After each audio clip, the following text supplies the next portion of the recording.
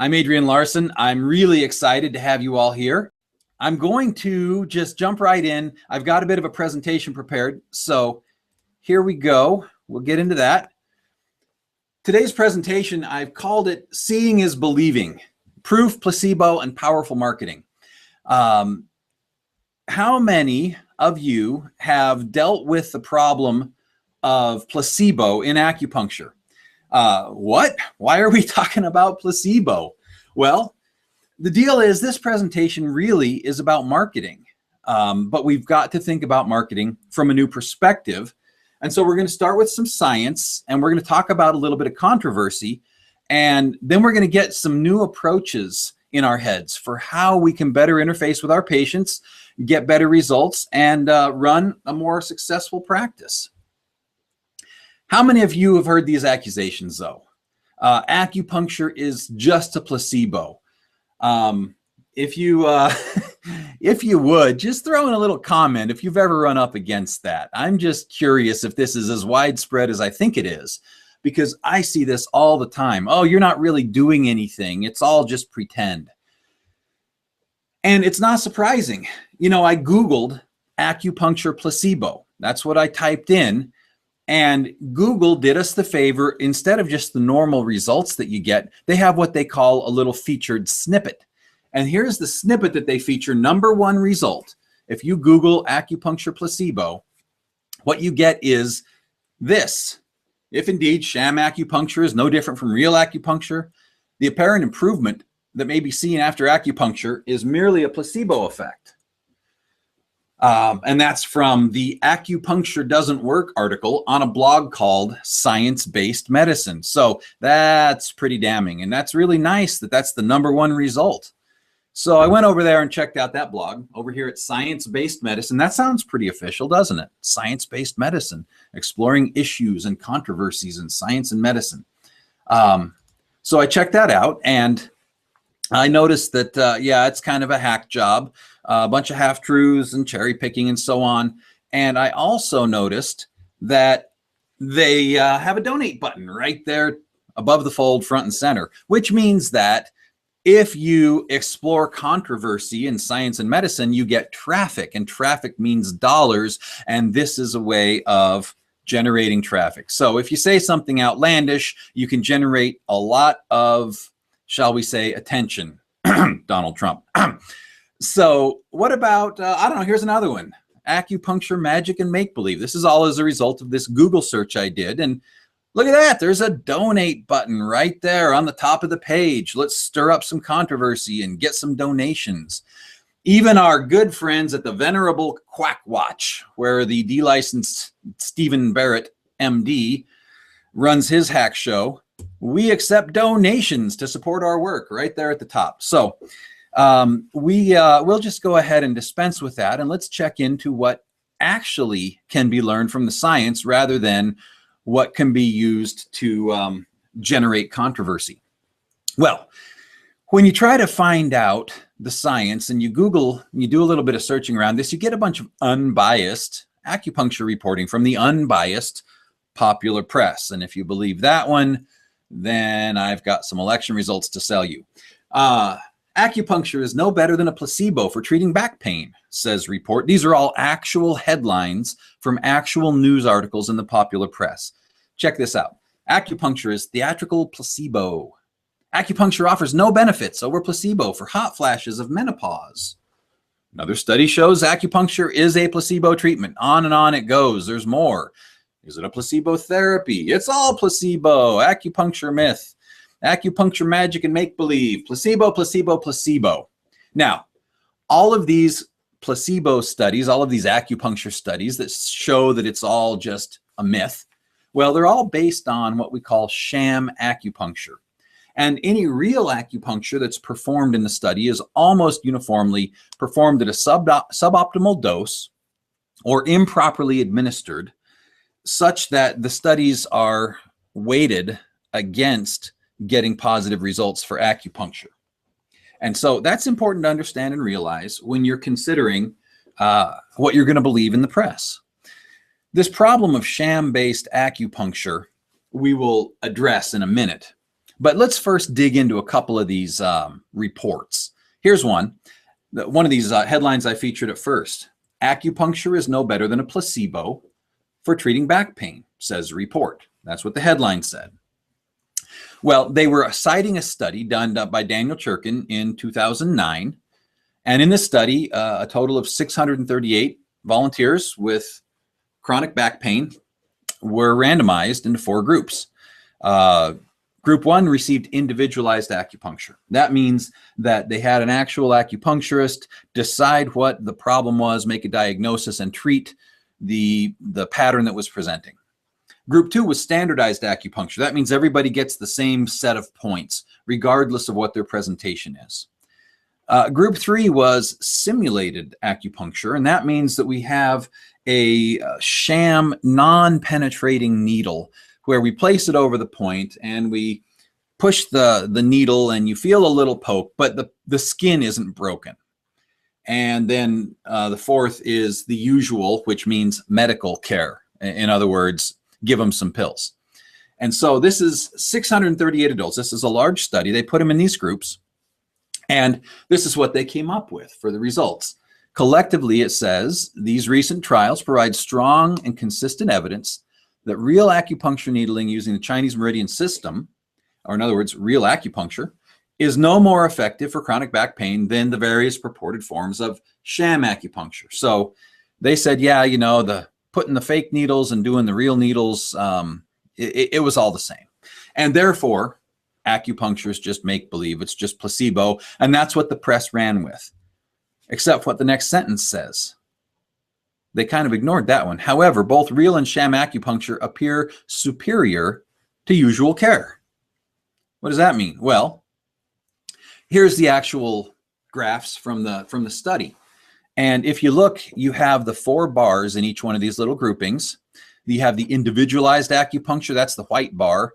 And then the darker gray bar is the standard acupuncture. Everyone gets the same thing. The fake acupuncture is black. And then popping pills, that's the light gray, you know, the low bar there. And this is the percentage of participants who had improvement in their symptoms at 8 weeks, 26 weeks, that's a 6-month marker, and then 52 weeks, a year later. And you can see that all the forms of acupuncture roundly trounced the drugs. Acupuncture is a ton better than drugs. And even the fact that they want to point out that, hey, sham acupuncture worked, really what we ought to be doing is finding out, why does sham acupuncture work, so we can give it to all these folks that have back pain.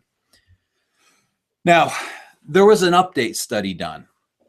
This study is from 2016, actually. This is fresh off the presses. Non-invasive treatments for low back pain. This was done by the Agency for Healthcare Research and Quality. This is a government agency, and this was a very large study. Now, the reason they did low back pain is that low back pain is a massive health problem. $10 billion spent per year in the US on low back pain. Generally not good results for most treatments. And it is the #1 gateway to opioid addiction. Low back pain is how you end up on opioids. And opioid addiction, as we all know, unfortunately, leads to rather dire consequences, including legal problems, heroin addiction when people can't get the opioids anymore. It's a terrible problem, and it's a terrible thing to do to people, put them on opioids for low back pain. But that's what's going on. So in this study, they looked at all of these treatment types, and look at this huge list. They looked at everything that people are doing for low back pain. Everything from the drugs to various physical approaches, various therapies, TENS, PENS, muscle stim, traction, taping, interferential, laser, all of these therapies. They looked at exercise, Tai Chi, yoga, physical therapy, or psychological therapies.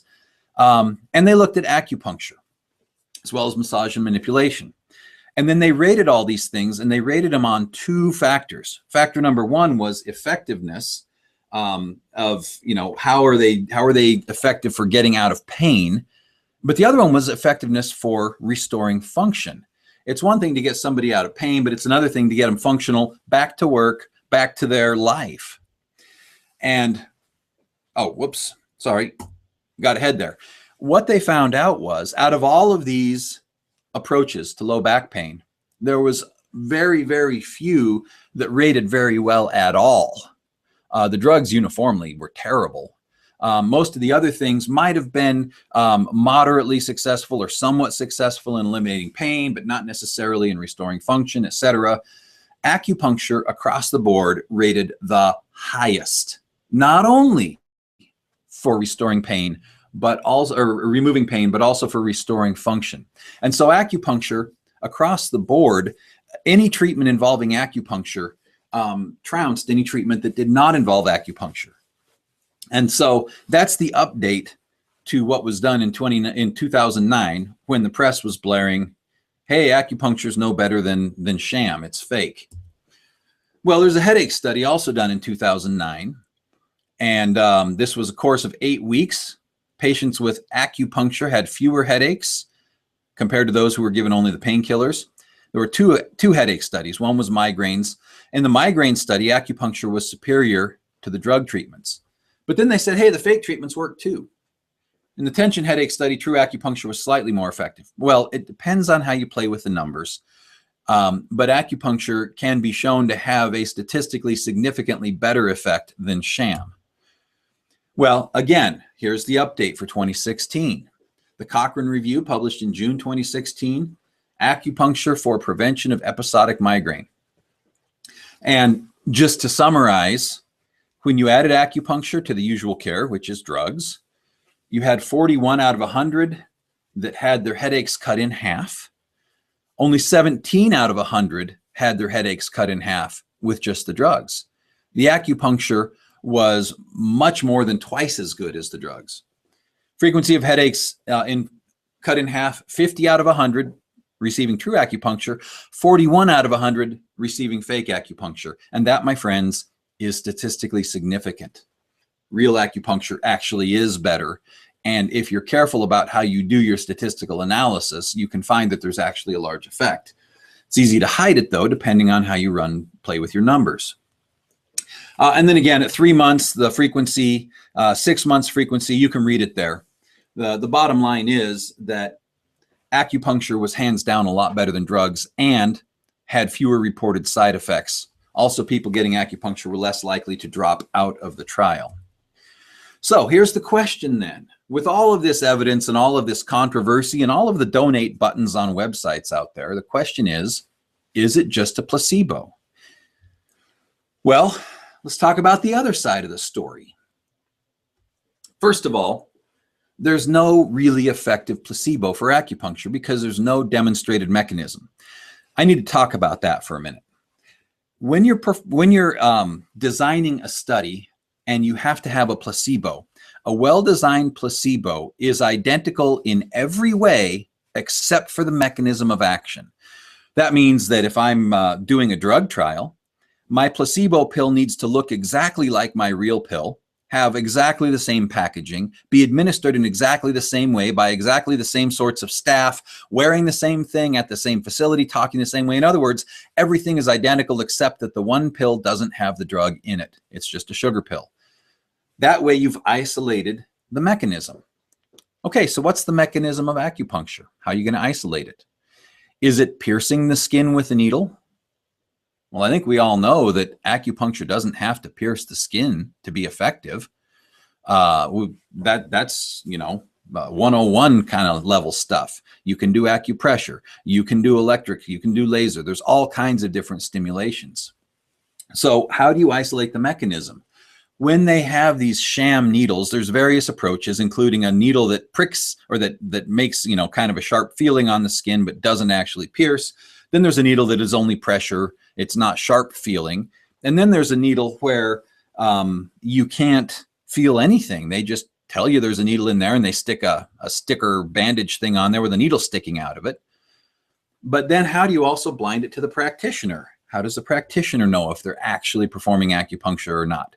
Because in a double-blind study, not only does the patient need to not know whether they're getting a real treatment, but the practitioner needs to not know. That way you isolate out and remove any practitioner biased for treating people differently. So if there's no demonstrated mechanism, you can't differentiate a placebo. And so you can't say, oh, well, fake acupuncture is just as good as real acupuncture, because you don't know what real acupuncture is. There's no way to double blind. We talked about that, both the patient and the practitioner. So then what do we do with all this clinical evidence? If you're a practitioner, you already know that acupuncture is effective because you have a big dossier of clients who've gotten better. You've got lots of clinical evidence. You've seen it in your training. You've seen it in your practice. There's anecdotal evidence. You hear all kinds of stories. You see all kinds of case studies. And I get that those are not scientific studies, but nevertheless, there's such a large body of this evidence, and dare I say, thousands of years of it compared to modern medicine, which is, its age numbers in the hundreds and barely that, versus thousands for acupuncture. Who has more evidence? And then you have the problem of skeptical patients. How come a patient who thinks that acupuncture is complete bunk still gets better? If it's only a placebo effect, then, and you're just getting them better because they think they're going to get better because you create a belief, what do you do with a skeptical patient who gets better? Even when they're certain they're going to not get better, and they do. And what do you do with the positive, unexpected side effects? You treat somebody for their headache, you say, yeah, this will help your headache, your head's going to feel better, and they come back and say, yeah, my head felt better, but you know what you also fixed? I've got all this energy, or my libido came back. Totally unexpected results that you didn't tell them to expect. That can't be placebo. And of course, you've got the animal studies. How do you tell a horse that you're going to feel better because I'm going to stick these tiny needles in your back? How do you convince the horse that's going to do anything at all? And yet the horse is visibly more able to move, visibly in less pain. That's hard to explain away that it was just a placebo because you convinced the horse they would feel better. All right, well, enough about all that placebo stuff. From the acupuncture perspective, why are we even beating this dead horse? Oh, that's a bad thing to say after the last slide. Why are we even on the topic of placebo? Because there's a problem. Let's talk about the placebo problem. To do that, we need to talk a little bit about medicine. Here's what's going on in the medical world with placebo. First of all, color changes patient response. Did you know pink sugar pills are better stimulants than any other color? You want blue for your sedatives. You want red for pain relief placebos. They relieve pain better than any other color of placebo. You want yellow for your antidepressants, green for your anti-anxiety meds, and you want white for your antacids. These colors actually have better effects. Doesn't matter what's in the pill, it matters what the pill looks like. That's part of the placebo problem. And then there's the presentation issue. Brand name placebos and flashy packaging get better results than generic placebos. Expensive ones work better than cheap ones. And a higher dose of placebos works better. So 4 sugar pills a day is better than 2 sugar pills a day. Then there's some cultural effects, and this is quite interesting. The geographic location of the trial makes a difference. Here's what I mean by that. In order to get a drug approved in the US, you have to go through the US Food and Drug Administration, the FDA, and you have to prove 2 things. You have to prove the drug is safe, and you have to prove it is effective. Safe means you don't kill anybody during your clinical trials or do major harm. Effective means you beat placebo. And if you can prove those 2 things in 2 clinical trials, you'll get your drug approved. Well, let's suppose that you prove that it's safe. Nobody has terrible problems from taking it, but you can't beat placebo because you're conducting your trial in Detroit. There's nothing saying you can't do another trial and this time do it in India or do it in Japan or do it in Nigeria. You can go wherever you want. You just have to have 2 trials. There's also no rule about how many trials you fail at, because you're paying for them and you're conducting them, and you just submit them when they're done to the FDA. You just submit the 2 good ones. You can conduct a dozen failed trials. As long as you get 2 good ones, that's what you submit. And so drug companies will go to the country that has the best results. And in some countries, it's harder to beat placebo than it is in other countries. And they know this. And so drug trials are tailored based on geography. Also, placebos work 50% better in children than they do in adults. And I think that's because children more readily believe what they're told. You tell the kid that they're going to feel better, they're more likely to feel better. Tell the kid that the Easter Bunny is going to come, they'll swear they saw the Easter Bunny. It is the fact that children are far more credulous when presented with ideas that they can't see. What's the best medicine for a skinned knee? Everybody knows it's a kiss from mommy, right? Kiss it better. So placebos work better in children than in adults. Clever names work better. Do you think that sildenafil would sell as well as Viagra? I'd love to have that job. I'd love to be the guy that comes up with the names for the drugs. Let's see, we have a drug for erectile dysfunction. Let's take Vigor and Niagara, and we'll take it into Viagra. It's virile. That's why we need the V on there. But if you name it right, you actually get better results than if you don't name it right. All of this ties in to how effective the drug is. Methods also matter in medicine. So placebo injections work better than placebo pills. The more ritual that surrounds the treatment, the better it works. And when studying, traditional types of treatments in various traditional and indigenous populations, science generally tends to say, well, it's just the ritual, it's a placebo, it creates belief, and therefore the belief is strong medicine, because they obviously want to discount the fact that there might be anything real happening. So more ritual is better. Surgery, that's a big ritual. You're going to have people in costumes, right? They got to wear the masks and the hats and all the clothing. You're going to have it performed on a special stage. You're going to sign a whole lot of forms. You're going to go through a whole lot of ritual to have a surgery. And in doing so, there was a study that came out a few years back that showed fake orthoscopic knee surgeries were as effective as real orthoscopic knee surgeries in reducing pain and restoring function to the knee, because it was the ritual of the surgery. And sham angioplasties, almost as effective as the real thing. They used to ligate the internal mammary artery when people had chest pain due to blocked arteries, and they thought that would improve blood flow to the heart, and that was a treatment for years and years and years. They would go in and ligate that extra artery in there. Turned out to do nothing for blood flow, absolutely nothing. But it brought about improvement because people had surgery. So here's the problem. All of this is okay, as long as you can beat placebo with your drug. The problem is placebo has been getting stronger. It's been getting harder and harder to beat for the drug companies. And the drug companies have to beat placebo or they can't sell their drugs. And they could literally spend $1 billion researching a drug, doing the studies, doing the clinical trials, just to have it fail in phase 2 clinical trials. In fact, there's been a 20% increase in phase 2 clinical trial failures. That was from 2001 to 2006. So those numbers are 10 years old now, and yet they saw increasing trial failures, and the failures were due to the fact that they couldn't beat placebo. The sugar pills were working just as good as the $1 billion drug. There was an 11% increase in phase 3 failures during that same time period. And half of the failures are due to inability to beat placebo. The placebo effect size has, in fact, doubled since the 1980s. So this is a problem. It's a problem for the drug companies.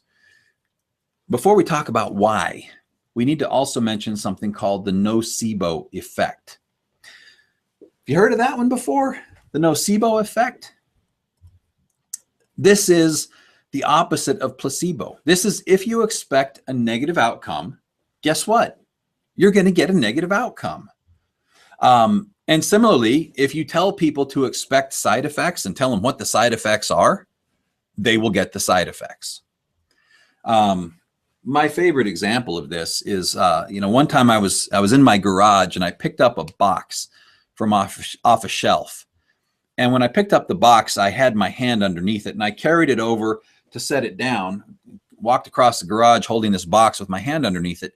And under my thumb, I felt something. And here, I will jump up here so you can see me. So right here, as I'm holding the box, I feel a little bump or something right there on the bottom of the box. And I'm going, what is that? And it was kind of weird and cold and smooth. And so I set the box down, and it wasn't a flat bottom box. It was actually one of those plastic tubs, had feet on it. So when I set it down, whatever was under there was still there. So I turned the box on its side, and it was a great big fat black widow spider. And I had that spider right there under my thumb, not crushed. The spider was alive and well, which is not good, and had been on my thumb as I'd walked across the garage. And I started to get a little freaked out.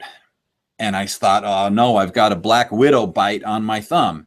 And flashing through my head is all the pictures I've seen on Google of these spider bites, and it's horrible, and the pain, and then my thumb started to go numb. And I thought, oh crap, I got bit. And so I'm looking and I'm trying to find, are there any marks? No, the skin is not broken at all. There is nothing I can see. And yet my thumb starts to hurt. And I'm, starting to almost panic a little bit. Well, I took a few deep breaths. I waited, I watched. Nothing ever got swollen. Nothing ever got too painful. Pretty soon the numbness and the stuff went away and I was fine. I had not been bitten by the black widow, but the nocebo effect from being afraid I had been bitten was enough to actually cause symptoms. What do you think of that? I was actually surprised at how easily I could cause my own symptoms by thinking I was going to have symptoms. So that's the nocebo effect. And we have to keep that in mind when we're talking about all of how placebo ties into what we do in our practice. So here's the actual problem that you and I as acupuncturists need to talk about.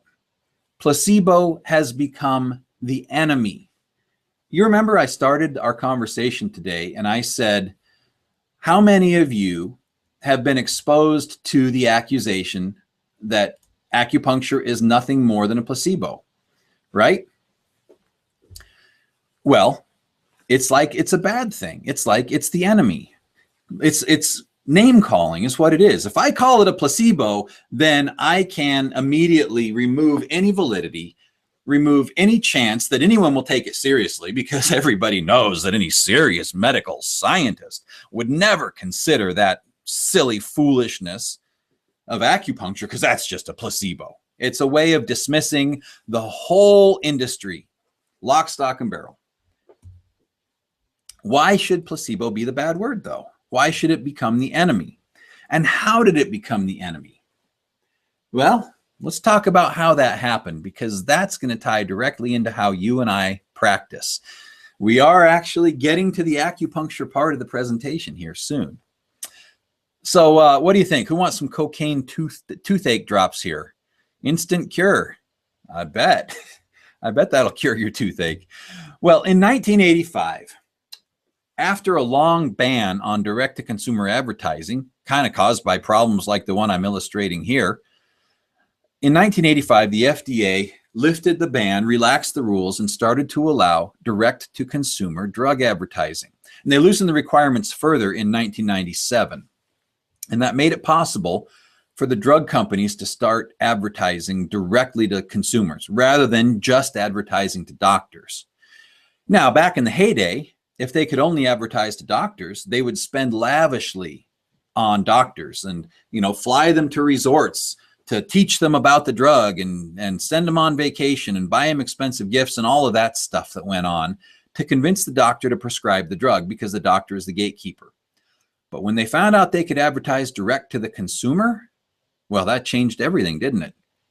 How many of you remember the little purple pill and all the ads that were going on for the little purple pill? Just one little purple pill cured my symptoms. And the ads showed people with a happy life doing happy things that I wish I could do. Look, flying the kite in the park with their grandkids. And, oh, here's a guy driving a race car. And they're all taking the little purple pill. Maybe I need the little purple pill. Ask your doctor if the little purple pill is right for you.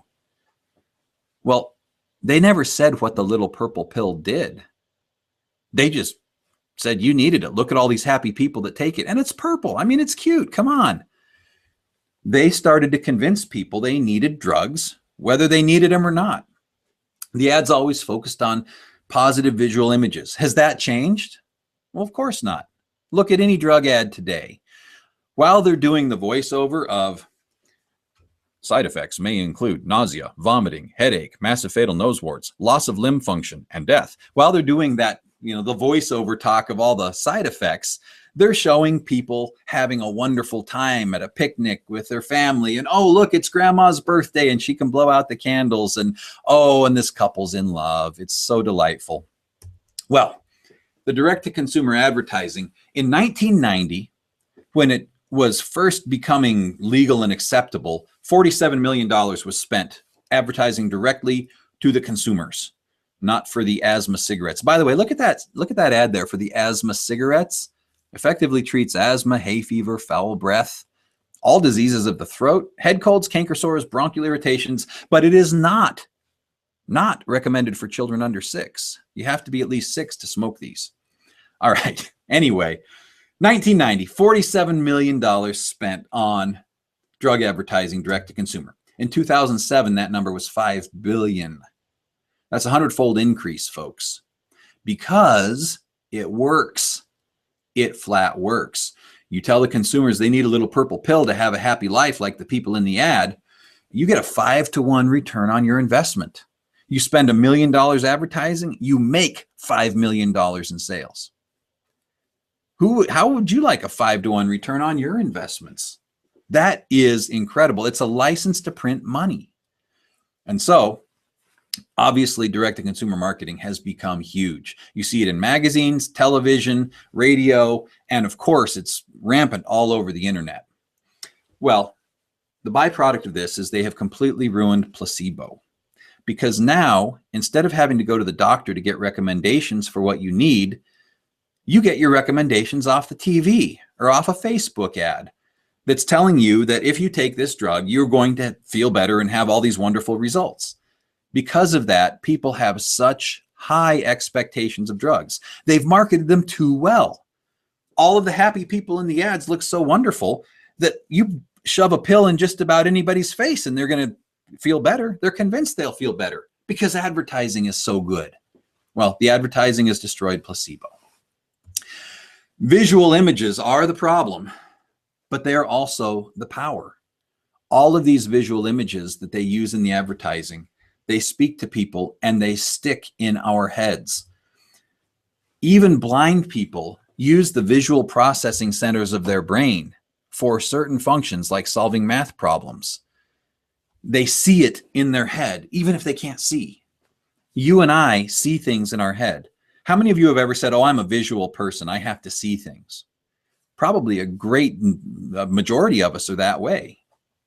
And having smartphones in our hands all the time, having instant information at our fingertips all the time with the internet just makes us even more visual and makes our attention span shorter.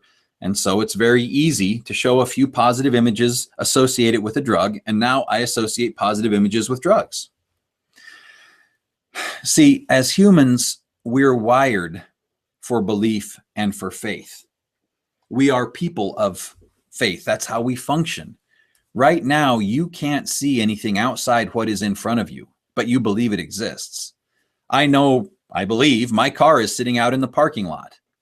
I believe that when I was driving to work today, the low tire pressure light came on, and I'm going to have to go get my tires checked this afternoon, probably because it froze last night and the weather got cold. I can't see any of that in front of me right now, but I can clearly see it in my head because my brain is wired for that. We are beings that are wired for belief. And because of that, that's how we act. When you tap into that circuit, it is powerful. And the drug companies know that. So how do we bring that power to acupuncture? Now that we've got it in our heads what placebo is capable of doing and what a tremendous problem it is for the drug companies. Well, we've got to be careful about our visuals. I don't know what this treatment is supposed to be doing for this gentleman, but that is not the visual you want people to associate with acupuncture. Unfortunately, that kind of is the visual that a lot of our patients associate with it. They think they're going to get needles in their face and they think it's going to hurt and it's going to be terrible. The optics really matter. What patients see is going to determine their outcomes far more than we're willing to admit. And so this word placebo gets thrown around as if it's some sort of a derogatory term, when really we ought to be embracing it. We ought to be saying, wait a minute, you mean placebo? You're calling acupuncture a placebo and saying it's 50% better than drugs? How do I get me more of that? How do I get me more placebo? Well, what can your patients actually see? That's the question. They can't see their pulse. You can take their pulses all day long and tell them what you feel, and it's ritual, and that's great, but in the end, there's no convincing image for them other than how convincing you are.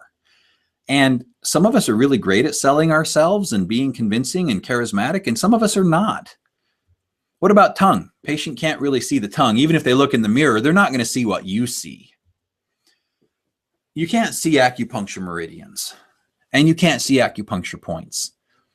As much as we know they're there and as much as we know they're effective, you're not going to go dissect somebody and dissect out an acupuncture meridian.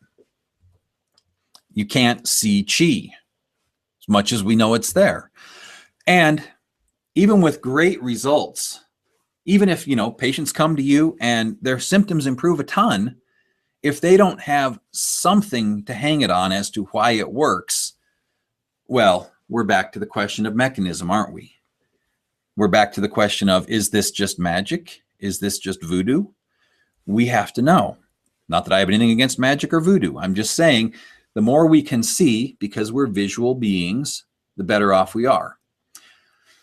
Well, let's put the placebo myth to bed, and then let's talk about how to apply some of these principles into our practice. This is some information I presented, a couple years ago. I presented it almost 3 years ago, and I thought it would be worth revisiting again. In our research database, as of 2014, we had 350,000 distinct graphs from nearly 3,000 different practitioners. So we have a lot of data from which we can do statistical analysis. And we did a bunch of analyses a few years back. We looked at acupuncture meridian graphs for different genders, and we saw, look at that, there's a big difference between male and female. We looked at upper and lower, or hand and foot meridians for male and female, found differences. We looked at upper and lower meridian balances for male and female. We looked at left and right balances, which, by the way, we found are the same between men and women. We looked at the balance between yin and yang. We looked at skin conductance for age for men and women. We grouped meridians by age group for men. We grouped meridians by age group for women. We looked at pi score over the course of several visits and found that it improves in a statistically significant way over the course of several visits.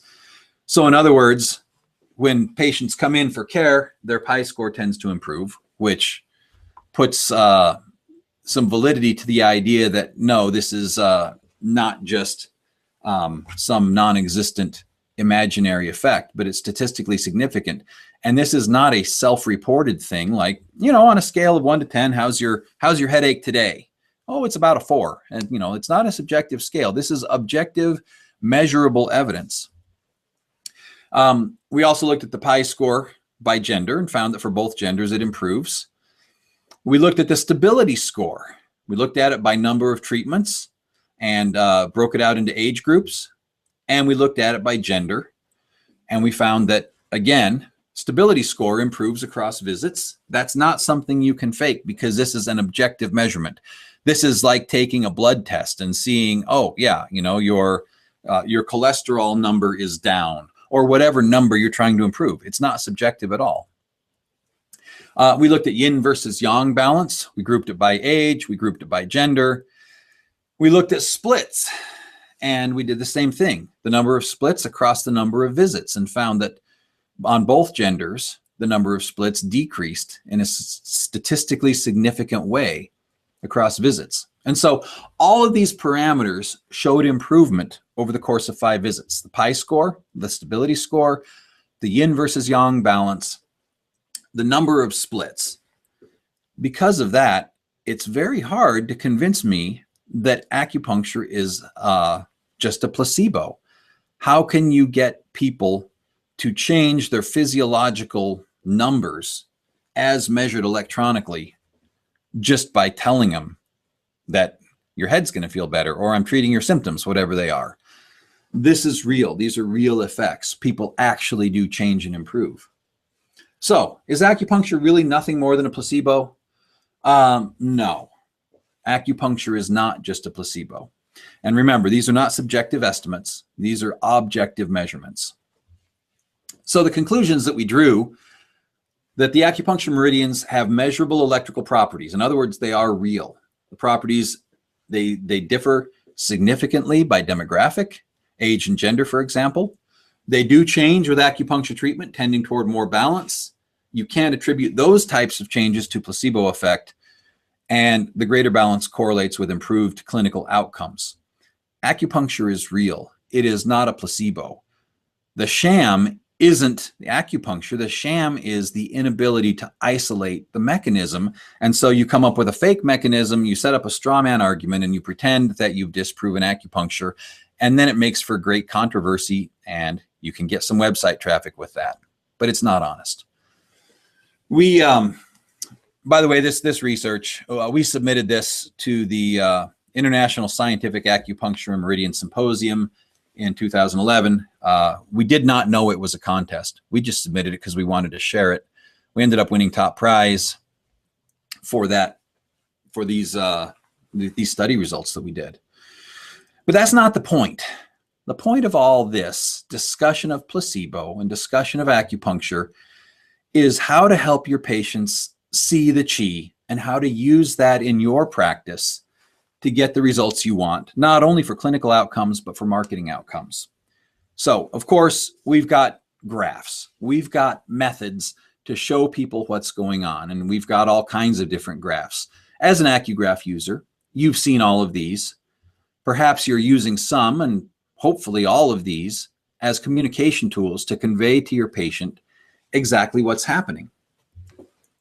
Don't forget, this written report is every bit as important and every bit as visual as all of those other visual graphs are.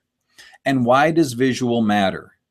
Well, remember what we talked about, how people process, how people think. We think in terms of pictures, and we think in terms of outcomes for ourselves. We picture ourselves. The reason those drug company ads are so successful is we can all picture ourselves being those happy people in the drug ads. You'll notice that those people in the drug ads, they always are smiling. They're always doing something enjoyable. They always look real, but not too real. You know, they're fit, they're trim. Even if they're older, they look healthy, active older people. They are an idealized image. They are models. And we can all picture ourselves. That's why it works. So even in comparisons, we need to use the innate ability to visualize to help our patients understand and comprehend that, yes, they are improving. Yes, this is making a difference. You actually have improved balance scores.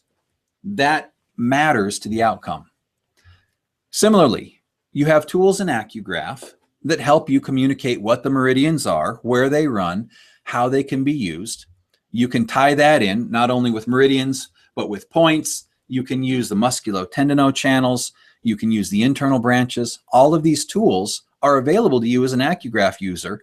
We made AcuGraph with the number one purpose of being extraordinarily visual. If there's something to be communicated, we want patients to see it, not just be told it.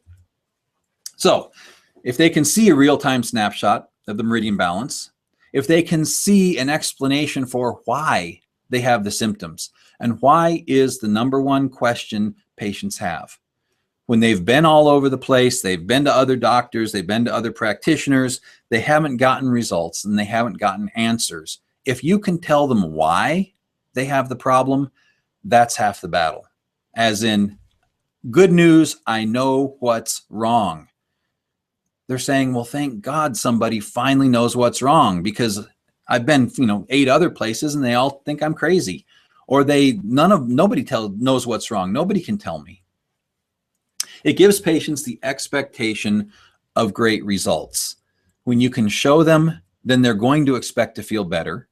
And it shows the degree of change, which also ties directly back into the belief circuit and helps them understand that they're going to feel better. So what happens when you do that? Well, you get better treatment results because you're combining their belief. Not just ritual, not just doing acupuncture, but explaining acupuncture. This results in both loyalty and primacy. Loyalty means they're going to come back, they're going to follow your recommendations, they're going to follow your treatment plan. Primacy means they're going to think of acupuncture first instead of as a last resort. And we've all been there, where the patient comes to us as a last resort because they've tried everything else and nothing works. We want them to come first. In fact, we want them to come once a month for a tune-up, or once a quarter when the seasons change, just to keep themselves at their tip-top health. And that's what you find out when you've tied into this circuitry, into this psychology. And of course, it's unparalleled for marketing. We've held seminars on this, we've done trainings on it, we've talked about this, and we know that if you go out there, you set up a booth, you do a show, you will have people lined up to get their graph done, and that invariably results in getting more patient visits, getting new patients to come to your practice and try acupuncture for the first time because they can finally see it. So some take-home points that I would like all of us to keep in mind from this presentation. First of all, it is hard to beat placebo. Now, the drug companies, when they say beat placebo, they're talking about beating it into the ground. They're talking about we have to be better than placebo or we lose $1 billion. And the stockholders don't like that, and the board has to oust the CEO.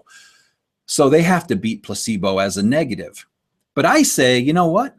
It's hard to beat placebo. Why not embrace patient belief? Why not use all the power of the human mind and all the power of the human belief system to get the best results we can? We already know we're doing real medicine. We already know we're doing real good, and we've got the proof. So why not embrace everything that goes with it? You can't beat it, use it. Visual tools are your best possible marketing.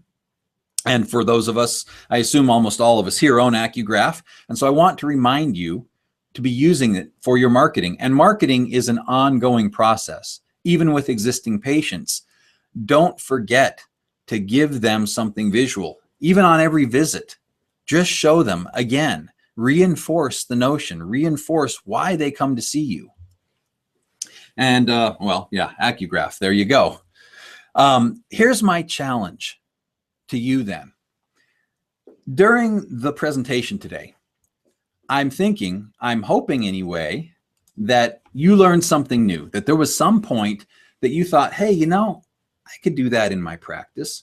I'm not doing the before and after comparisons like maybe I should, or I'm not using the printed report and sending it home and asking them to circle or highlight every problem or symptom that they've had in the last, say, 2 months. If you do that, send it home with them, have them go through the report and bring it back next visit. It will be eye-opening for you and for them. If you're not using the different graph types, or if you're not tying in the meridian pictures to the location of the symptoms, there are a number of ways that you can be getting more out of your AcuGraph investment in your practice. if you're not going out doing marketing events, whether you're doing a health fair, a show, a public speaking engagement, whatever it may be, if you need patients, that is hands down the best way to go get new patients, is use the power of visual belief. So I wanted to remind you, and I wanted to challenge you right now, write down one thing that you learned that you could be doing better so that you can have a more successful practice. And my challenge to you is start now and implement it. Start doing it next week. On Monday, when you have patients come in, do something differently. Keep changing it up. See what improves. Now, I have a really cool announcement, something I'm excited to share, and you folks are going to be the first people that do not work for Meridia Technology that are even going to become aware of this today. But before we get into that, I wanted to just jump in and take a quick look, see what we can do if there are questions that need to be answered. I do see some questions here.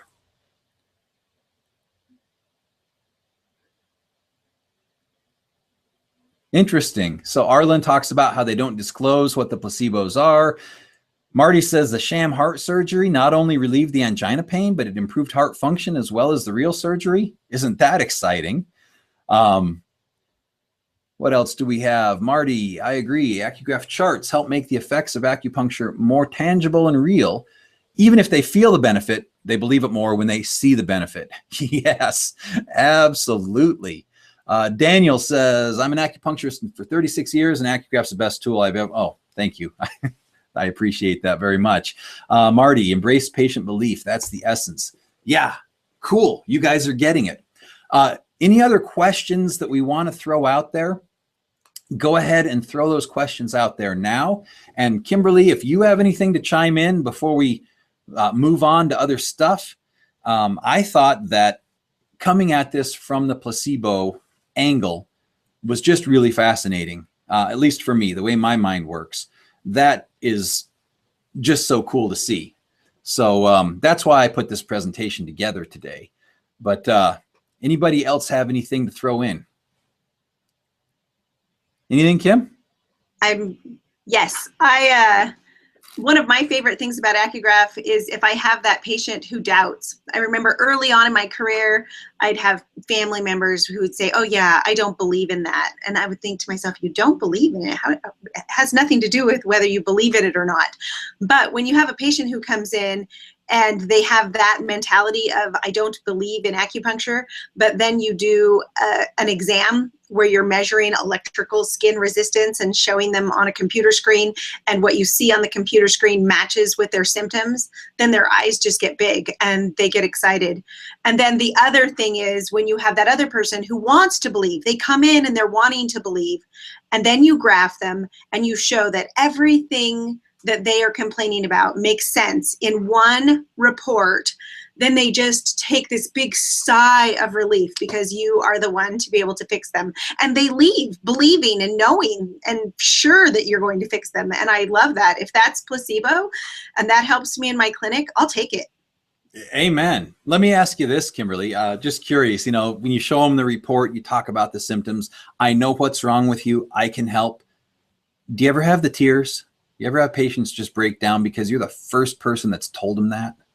Absolutely. I get tears from my patients all the time. I remember, I mean, oftentimes, yes, just by treating what I see in the graph and with the analysis, I'll get tears through the graph, and then I'll get tears when they're laying on the table, not because I hurt them, but because someone finally relieved their pain.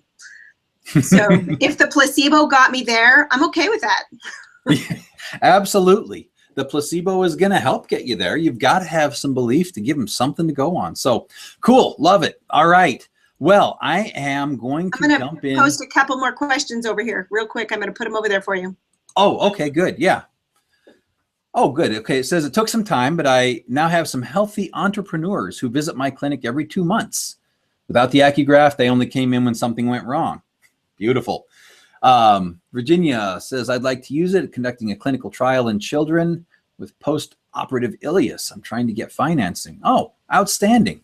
That would be wonderful. There have been some very interesting trials conducted over the years with AcuGraph, and we always love to see that kind of work done. I spoke with someone literally yesterday who has written up an article about a case study and wants to send it to us. And so we're looking forward to putting that out. Of course, when we get things like that, we love to share them and put them on the blog. Guy says, several of our clients did not believe before treatments, but have become believers after treatments. Well, there you go. Isn't it interesting that word belief keeps coming up? And Kimberly, you said, people said, oh, well, I don't believe in that. It's like, to me, that's like saying, I don't believe in electricity. I don't care if you believe in electricity. If you flip the switch, the light is going to come on. It works. You don't have to believe. However, you're not going to go flip a switch if you don't think it's going to work, right? Exactly. So using the belief in acupuncture gets people to flip that switch, gets people to come in, and then it just reinforces the results they're getting. Okay, folks. Well, thank you, everybody. I can't believe we got it done in an hour. I hope you got some great information out of this today. We will look forward to seeing you next time. Until then, have a happy Thanksgiving. Have a wonderful weekend, and we will see you at our next live webinar. Bye, everybody. Bye.